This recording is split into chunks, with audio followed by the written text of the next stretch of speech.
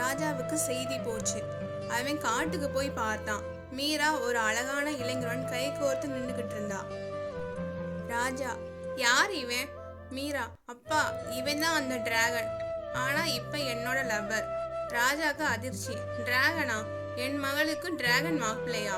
ரகு, மாமனார், நான் இனிமே டிராகன் மோட் ஆன் பண்ணா மட்டும்தான் டிராகன், இல்லைன்னா நார்மல் மனுஷன் தான் நானும்.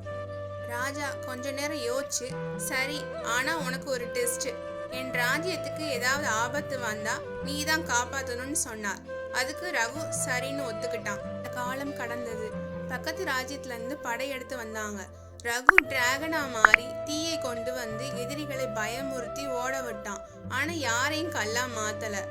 ஏன்னா மீராக்கு பண்ண ப்ராமிஸ்னால. ராஜா ரொம்ப சந்தோஷமா, ரகு நீதான் என் மருமகன்னு சொல்லி மீராக்கும் ரகுக்கும் பெருசா திருமணம் செஞ்சு வச்சாரு. அப்புறம் மீராவும் ரகுவும் சந்தோஷமா வாழ்ந்தாங்க.